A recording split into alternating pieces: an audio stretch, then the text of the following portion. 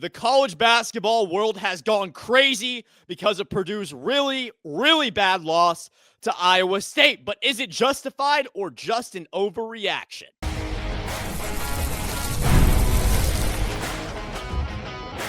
You are Locked On Boilermakers, your daily podcast on the Purdue Boilermakers, part of the Locked On Podcast Network, your team every day. Hello and welcome into another episode of Locked On Boilermakers here on the Locked On Podcast Network. Now, the number one sports podcast network, of course, where it is your team every day. I am your host. I am Nick Arvin. I cover the Boilermakers every day here on the Locked On Podcast Network. Also write about Purdue for Purdue 24/7. And I'm glad that you're here to start your week with us at the Locked On Podcast Network here on Locked On Boilermakers. And we've got an interesting episode coming your way today because over the weekend, Purdue did lose and the media is going crazy with it. College basketball is going crazy with it. Everybody is talking about Purdue, and rightfully so. The number one team lost, and it was by a lot. But I'll talk about, was it an overreaction? Was it not? But today's episode is brought to you, of course, by our friends at Game Time. Download the Game Time app, create an account, and use code LOCKEDONCollege for $20 off your first purchase. But let's hop in. Everybody's going crazy about this loss over the weekend. Everybody's talking about it, and it needs to be addressed. I want to address it. I want to say what I thought happened, whether I believe people are overreacting, just my overall takeaways from the weekend. Because going into this game against Iowa State on Saturday, I'm not going to hide from it. I picked Purdue to win that game. I thought that Purdue was going to win that game because it was at home at Mackey. Purdue had strung together a couple really strong performances. But however, what I did say leading up to that game is that I believe that Iowa State would present Purdue a unique matchup that they haven't quite seen yet. Because when you look back, Purdue hasn't really faced off against that team like Iowa State has, where there's 4 or 5 guys on that team that can really hurt you offensively. Whereas in the past, Purdue, they've been able to limit other teams' number one scores, and that kind of leads to some dysfunction offensively for other teams. But there's no doubt about it. Iowa State, they came into Mackey Arena and they exposed Purdue's defense. And they exposed Purdue's defense. The offense wasn't firing for the Boilermakers. Nothing was really going right in that second half for Purdue against Iowa State. And yes, I understand it. You're the number one team and you lose 81-58 at home. That's going to be one that people are going to talk about. And I understand it. However, there's also people saying that this is the worst loss in Purdue history. This is the worst loss ever for a number one team. And while I understand where that's coming from, I understand the rhetoric and kind of the hot take nature of that. It's just untrue. It is untrue. This isn't the worst loss in Purdue history. Iowa State, they went into Mackey Arena on Saturday, and they just beat Purdue flat out. The first half was close. Purdue did some good things in that first half, but come the second half, the Cyclones were too much for Purdue. And you can say that, you can hold that context while also saying that Purdue went into this game. They didn't play their best basketball. This isn't the version of Purdue that we expect to see, and things certainly need to improve. But we're sitting here 9 games into the season. We're sitting here with a Purdue team that was ranked number one that still absolutely has national championship aspirations. And I come out of this game more so with the feeling that Purdue needs to improve, and credit to Iowa State because that Iowa State team thoroughly impressed me. I knew that they would be good. I knew that they're likely going to be a top 2 seed going into March this year. But after shooting better than any team has in the past 30 years, the game before they play Purdue, and then to go into Mackey Arena and shoot the 3 ball at 48%, absolutely unbelievable. And I was incredibly impressed with Iowa State. I was incredibly impressed with the players on that team, and we'll get to that here in the next segment when we talk about what went wrong. But from a strictly overreaction standpoint, I think that it's important that if you're a Purdue fan, if you're a college basketball fan, whatever it be, I appreciate you watching this, but understand this. It is still very, very early into the season. And I understand that the look of losing to a team, albeit a top team in the nation, by 26 points at home is ugly. You never want it to happen. And especially for a Purdue team this year with the aspirations that they have, it's unacceptable. It is unacceptable for that to happen. You can have that perspective while also saying that the season's not over. You still have plenty left to play for. You have non-conference games coming up that are going to be very important to build that momentum going into conference play. And if you're a Purdue fan, you can hold the perspective that this still is a very talented basketball team with a lot of talented players. Yes, Purdue, they have an off night. They get straight up outplayed by Iowa State throughout the course of that game. But it doesn't mean that the season is over. It doesn't mean that this Boilermakers team is an embarrassment. I would say that this was an embarrassing game. I would say that this is one that should never happen, especially at Mackey. You should never lose. It's 23 points. I know I just said 26. My math head is not working, but it doesn't matter. It's unacceptable. You never lose by 20 points at Mackey. I don't care the opponent.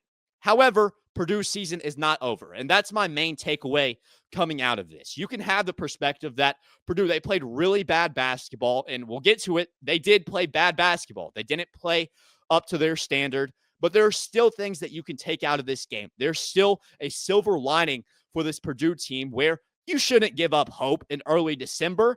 However, also, when we look at things that I've said going into this week, it now makes sense. When we look at those turnover margins where that could bite you, when you look at the efficiency for Purdue, that can bite you. And I'm not trying to say that Purdue needs to play perfect. I did see a couple comments about that. I've never been the one to say that Purdue needs to play perfect, but you could see in games like Memphis, in games against Oakland, albeit without Trey Kaufman-Renn, even in games where Purdue did win and play good basketball, there were things, small things that the Boilermakers did that weren't great. And Matt Painter said it, I said it, where if those things continue, eventually you're going to play a really good basketball team where you don't have that margin of error, fouls, turnovers, points off turnovers, all that.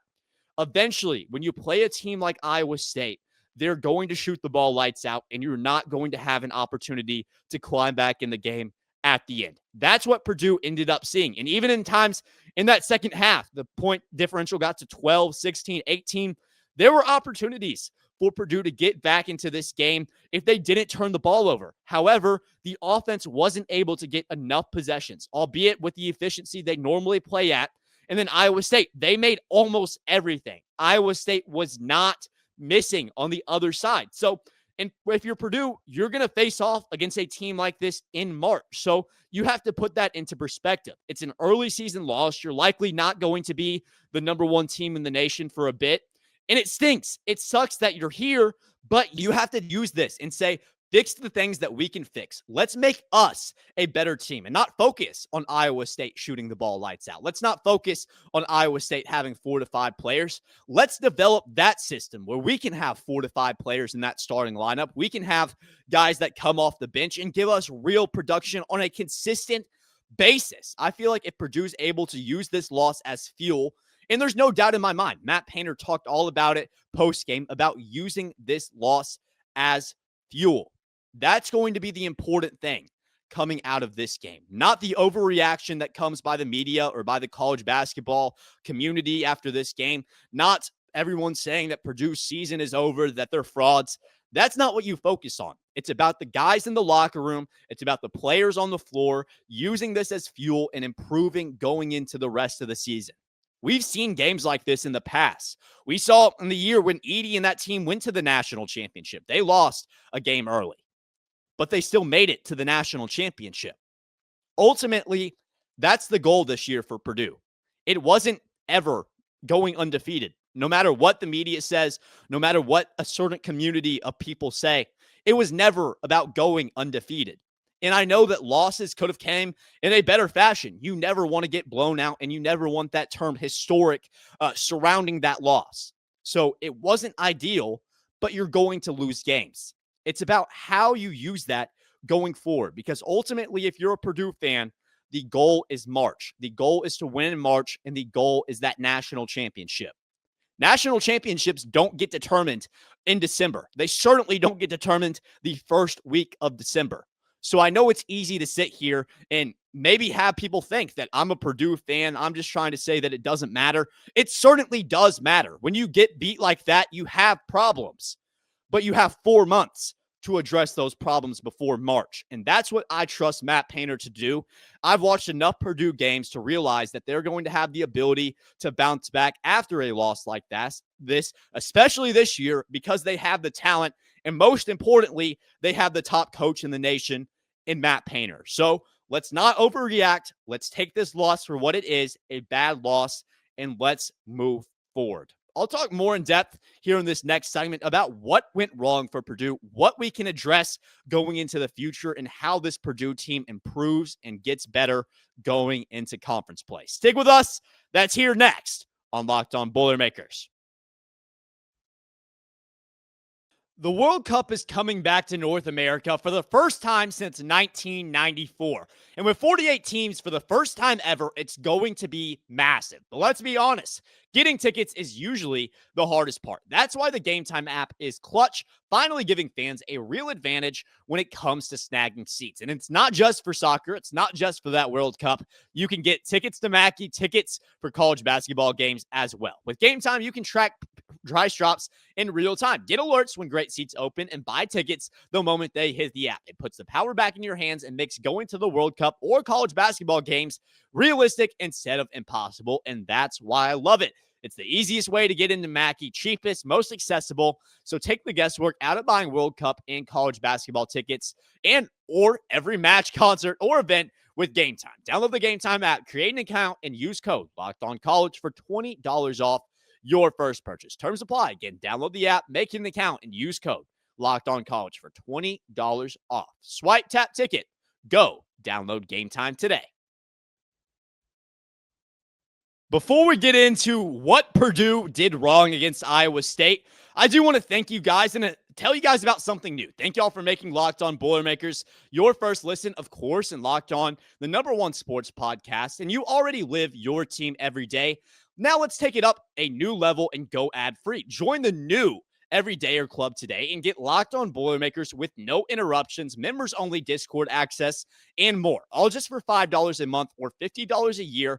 Go to supercast.com/LockedOnBoilermakers.com. That one's going to be in the show description after this, but you can join that new Everydayer Club that we're pushing out. It's going to be a fun time and just a great opportunity. So if you're interested in that, definitely hit the description. But let's talk about Purdue. Let's talk about what went wrong specifically against Iowa State. Yes, I have my perspective. We should not overreact to this game. It was a bad loss, a really bad loss at that.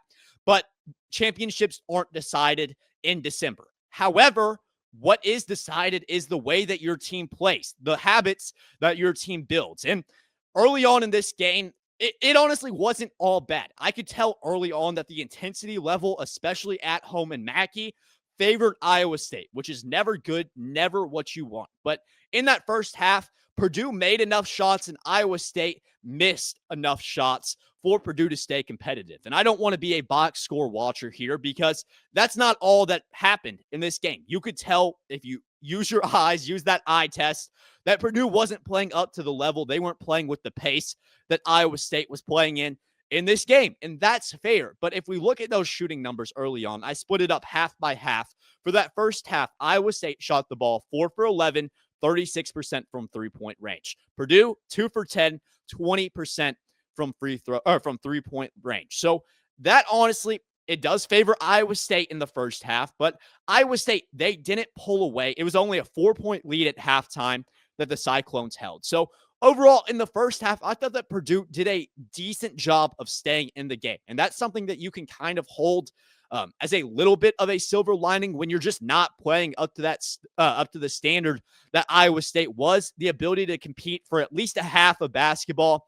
It's not great considering the end result, but Purdue could have gotten beat a lot worse in that first half. But games aren't decided in the first half, and the second half is really kind of where it all went wrong for Purdue because Iowa State, they opened up the half on about an 11-point run. And from three, the defense for Purdue in that second half just completely crumbled, where from three-point range, Iowa State goes from shooting 36% to shooting 58%. in the second half, shoot it 7 for 12, even better from the field, shooting 59.4%, 19 of 32, which is just absolutely insane efficiency. But Purdue, they weren't getting back on defense. They weren't stopping Iowa State from getting what they wanted. And you can credit that to all the different players. Joshua Jefferson had a great day. I don't want to pronounce his last name because I know that I'm going to butcher it, but that great European guy they got, Milan, number 22 for Iowa State. Of course, he had 20 points in this game. Blake Buchanan had 12. They really spread it out. For Iowa State, they spread it out between all of their guys. And Purdue, they were unable to stop it. So ultimately, that's what it comes back to if I'm a Purdue fan. That's my number one takeaway from this game is you have to find a way to match up against those guys and to be able to compete against teams that have talent, that have the ability to score from 1 to 5 in their starting lineup. I really do believe this is the best example of a team that Purdue has faced yet this year that has that luxury. And they weren't able to do anything with it. They just weren't. So that was really the kind of the key there where Iowa State, they get out to that big run, crack things open to start the second half. And then from there, Purdue, they got some looks, but after every shot, Iowa State getting down way quicker and scoring the basketball. And that may be something to look at too, if you're Purdue, in terms of where things went wrong is. And we saw this against the exhibition in Kentucky too. And I'm not trying to put too much into an exhibition, but it's the only context we have at a loss. And it was a little bit similar in my opinion, because Kentucky, they wanted to run the ball up and down the floor. And once they got a lead, Purdue, they just weren't able to get back into the game because of that pace that Kentucky plays with. I think that we saw a little bit of a similar thing against Iowa State. So how do you play against that pace, get down, and then still climb back into these games? Certainly doesn't happen when you're turning the ball over. Certainly doesn't happen when you lose that turnover margin. And that was something that I brought up even just going into this game. You can't turn the ball over more times than Iowa State and find success. In this game, 15-12 was that turnover margin. Iowa State had 4 more points off those turnovers. If you look at the points in the paint, Purdue wasn't able to get it done inside, 34-30. And it all comes back to the efficiency. You can look at those numbers between the team stats all day long, but you don't really know until you look at the individual players. We talked about Iowa State's players, how almost every one of their starters put up double figures. Tamin Limsey was the only one at 9 points who didn't put up those double figures. But if you look at Purdue, only 2 players were in double figures, that being Oscar Clough and Braden Smith. Braden Smith with 11, Clough with 10. Those were Purdue's by far best players, the only players that really played with a great level of efficiency in this game. But what I keep coming back to is the combination of Trey Kaufman-Renn, Fletcher Loyer, and I mean, you can include Omer Meyer and Jakari Harris in this, but you really don't need to. Fletcher Loyer and Trey Kaufman-Renn combining for 3 for 16 from the field and 9 points is unacceptable. And that's honestly why Purdue only scores 58 points in this game. Iowa State, they did a fine job at limiting what Purdue was able to do. But for Fletcher Loyer at times, it was just missed shots that just didn't go in. For Trey Kaufman-Renn, you're able to get to the rim, but not able to finish and not able to convert. When you're seniors, when you're leaders, when 2 of your top scorers on this team are unable to score the basketball, you are going to struggle. That's for any basketball team in the nation this year. If your top 2 guys that are your top 2 scorers cannot score, you're not going to win games. And they had a very bad performance in this game. However, you can also look at it from the other side. This was probably Trey Kaufman-Renn and Fletcher Loyer's worst performance combined of the season. What you can expect to be their worst performance of the year. So with that, you got to expect them. They're going to shoot the ball at a better rate. And when they're more efficient, you're going to find success. But you absolutely can't win games like that. And for Braden Smith, he had a fine game in this one, but he didn't change the game in the way that you want a guy in Braden Smith to do when he's that leader, when he plays 36 minutes for you. 11 points and 8 assists, that's good for anybody else in the nation if they put up those stats. But when your team needs it, I want to see some more aggression scoring the basketball. I want to see Braden Smith shoot the ball more than 9 times when Trey Kaufman-Renn, when Fletcher Loyer aren't able to score the ball. When you put all those factors together, the turnovers, the rebounding margin not being in favor of Purdue, which is kind of insane. Braden Smith not being overly aggressive to score the ball, Trey Kaufman-Renn and Fletcher Loyer struggling. That's going to result in a loss. And not just against Iowa State. Purdue would have lost this game against teams a lot worse than Iowa State if they were to play this way. The good thing, though, and the thing that I keep going back to, is that Purdue is not going to consistently play this way. This is Purdue's worst game of the season that they played so far, and I expect it to be the worst game that they play all year long. You have plenty of opportunities the rest of the way. You've got ranked Auburn on a neutral floor. You got Minnesota coming up this week, Marquette on the weekend. If you're able to finish out this non-conference play strong, if you're able to kind of fix some of those issues that you had, you're going to get a ton of more respect going into conference play. And I expect this Purdue team to maybe not reach number one again for a while unless they're able to just continuously string ranked wins together. But it's a team that I expect to really improve, to get a lot better before the games that really matter in conference play, and especially before March Madness. Ultimately, that's the goal for Purdue. You never want to lose games, but we have to hold these into perspective. We have to look at what went wrong, evaluate it if you're Matt Painter and that Purdue coaching staff, and improve this team going forward.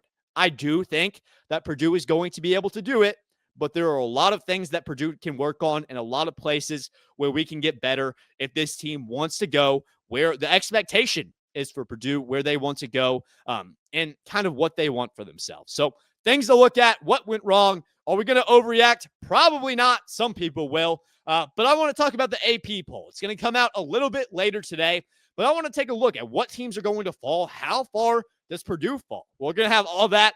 Stick with us here next on Locked On Boilermakers.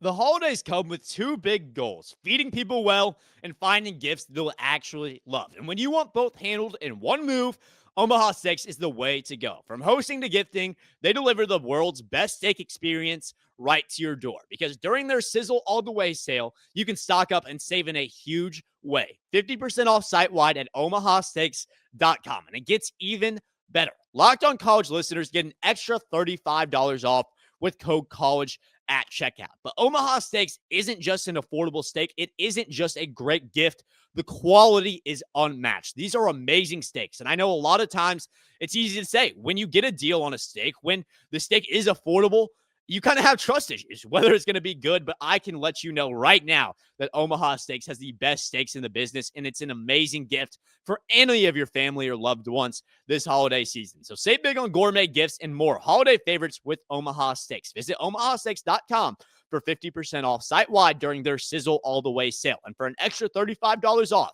use promo code COLLEGE at checkout. Terms apply. See the site for details. That's omahasteaks.com, code COLLEGE. Final segment today. Let's do it. Let's talk about this AP poll, where it was last week, and what we can kind of expect later today when that does come out. How far does Purdue drop after this loss on the weekend? So the good news for Purdue is that there were a few teams in the top 10 that drop alongside Purdue. And whether, I don't know how much the poll is going to factor in the loss in terms of just the pure points. Purdue losing by 20 plus at home compared to a Michigan State team that loses to Duke, but it was only by 6 points. I don't really know in terms of that, but I think that the non-debatables right now is that Michigan, Arizona, and Duke, that's your top three. No doubt about it. Purdue will fall out of the top three because those teams are undefeated. Duke, that big win over Michigan State. Michigan's been beating everybody by like 40 points. And then Arizona playing really good basketball right now. They just beat Auburn. They'll have Alabama this next week for an opportunity. So that's the first thing that I can look at and tell pretty straightforward is that Purdue is going to drop further than 3. Arizona, Michigan, Duke will be your new top 3 in the AP poll. Taking a look at UConn. UConn is a team that loses early season to Arizona. They were ranked number 5 in last week's poll. You have to expect with them winning and Purdue losing in the fashion that Purdue lost, that UConn will also go above Purdue. Now, at number 6 for last week was Louisville. And this is an interesting one to me because Louisville actually loses to Arkansas. And not only losing, they lose on the road to Arkansas 89-80. This is an interesting one for me because Louisville is ranked number 6 now.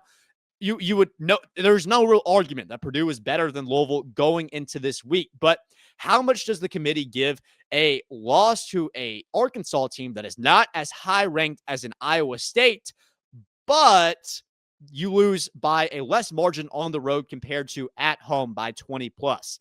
I don't know how that will factor in, but if I had to make the poll, in my unbiased opinion, I keep Purdue over Louisville at number 6 because you're already 5 spots higher. I don't see Louisville jumping Purdue. If it does happen, I guess I could see it. It wouldn't surprise me, but I wouldn't do it. Same situation with Michigan State. Now, if Michigan State were to jump Purdue, I would give them probably a better benefit of the doubt as compared to if Pat Kelsey and that Louisville team did, because of Michigan State's fight against that Duke team. They played them down to the wire, were really competitive. And if that's your only loss on the year is just a couple points to a Duke team that's going to be ranked in the top 3, it's hard to see if Michigan State isn't going to be up there. So I think that Michigan State certainly jumps Louisville. I think they're right neck and neck in terms of jumping Purdue. For the benefit of the episode, I'll say that they do jump Purdue because I think that there's a good chance they do. That would move Michigan State up to the 5 spot, push Purdue down to 6 as it stands. But then you got Houston. I really don't know about this one, honestly, because they beat Florida State and they beat Notre Dame, which are decent wins, but they still have that early season loss. I don't really know in terms of where Houston goes if they do jump Purdue. I could definitely see them jumping Purdue in this scenario because they win 2 games after falling 5 spots last week. In that case, that moves Purdue down to 6. And then Iowa State, obviously, they move up. I see Gonzaga also moving up over Purdue because they beat Kentucky by a lot, although getting beat by 40 against Michigan.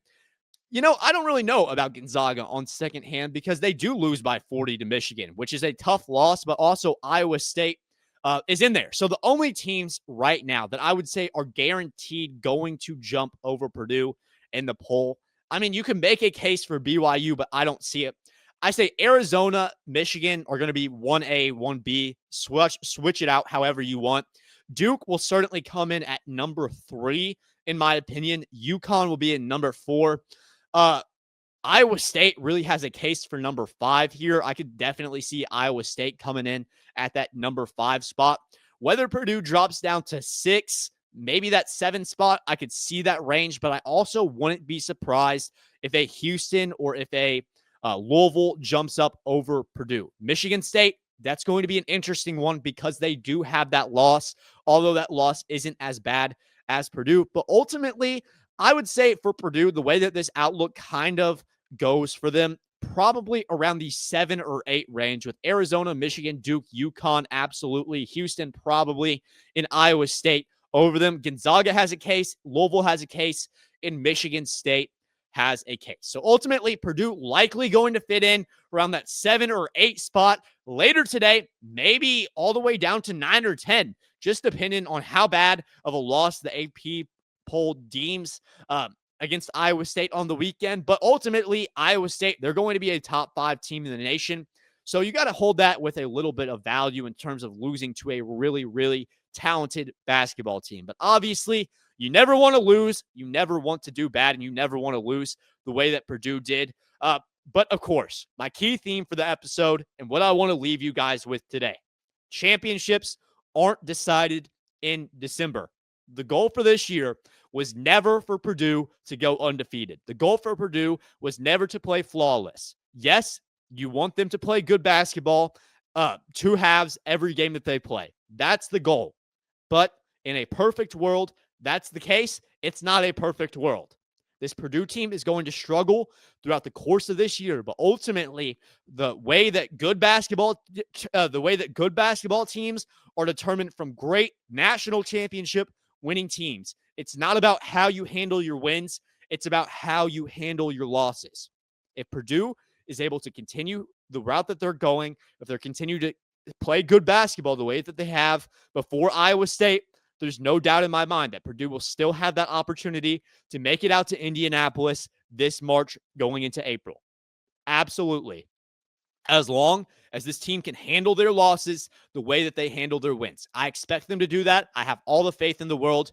in Matt Painter. And I think that this is just the beginning of a great, maybe roller coaster, but a great story this year for Purdue basketball. And I appreciate you joining me. I appreciate y'all joining me for every single episode we do here on Locked On Boilermakers. Make sure to like, subscribe, comment if you guys haven't already, if you are new. But of course, I can't thank you enough for making Locked On Boilermakers your first listen today. Did Locked On Boilermakers make your Spotify Wrapped? Well, prove it on social media to secure a free month of our brand new Everydayer Club. Just tag our national Locked On Podcast Network account on any social platform, and we'll drop you a code. Be one of the first to join the Everydayer Club to get your favorite show ad-free and exclusive access to members-only Discord channel. For those of you on video, we send you for the first ever 24/7 national Locked On Podcast Network YouTube channel. Thank you, guys. And as always, boiler up, hammer down.